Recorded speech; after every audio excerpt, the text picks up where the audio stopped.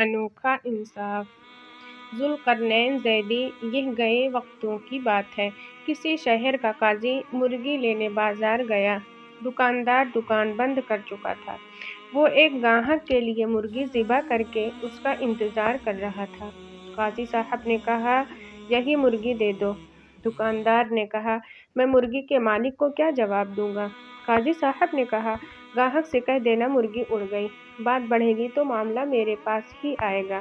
دکاندار نے مرغی قاضی کو دے دی۔ کچھ ہی دیر میں وہ گاہک آ پہنچا جس کی مرغی تھی۔ مرغی طلب کرنے پر دکاندار نے بتایا کہ مرغی اڑ گئی، ورنہ وہ نہ مانا اور دکاندار کو پکڑ کر قاضی کے پاس چل دیا۔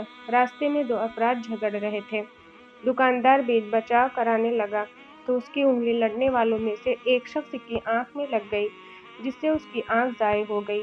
وہ یہودی تھا، سو وہ بھی اپنا معاملہ لے کر قاضی کی طرف چل پڑا۔ دکاندار بہت پریشان تھا کہ مرغی کے معاملے میں تو قاضی بچا لے گا، مگر اس کے معاملے میں کیا ہوگا؟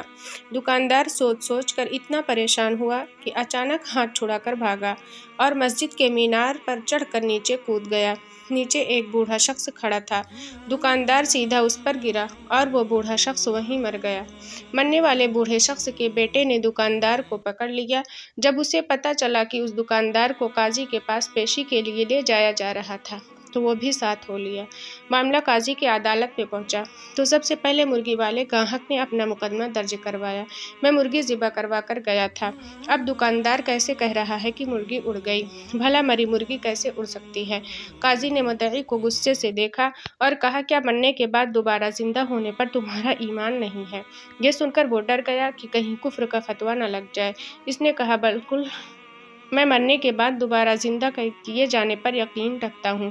قاضی نے جواب دیا، تو مرغی کے زندہ ہونے پر کیوں یقین نہیں رکھتے؟ بیچارہ کیا کرتا؟ قاضی کے سامنے فیصلہ تسلیم کرنے کے سوا اور کوئی چارہ بھی نہیں تھا۔ اب قاضی کے پاس دوسرا مقدمہ تھا کہ دکاندار نے ایک یہودی کی آنکھ پھوڑ دی تھی اور یہودی قصاص کا طلبگار تھا۔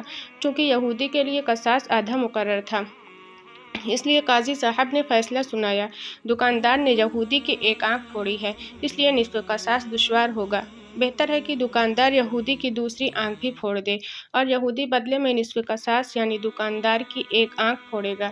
فیصلہ سنتے ہی یہودی کی سٹی گم ہو گئی کہ اگر دوسری آنکھ بھی چلی گئی تو کہیں کا نہیں رہوں گا، سو اس نے اپنی جان بچانے کے لیے دکاندار کو معاف کر دیا۔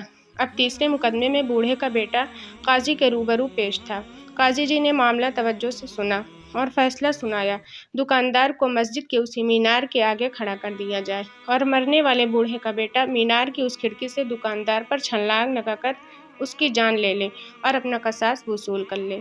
بوڑھے کے بیٹے نے کہا، قاضی صاحب، اگر دکاندار ذرا سا بھی ادھر ادھر ہوا تو میری اپنی جان چلی جائے گی۔ قاضی نے جواب دیا، تمہارا باپ بھی تو ادھر ادھر ہو سکتا تھا۔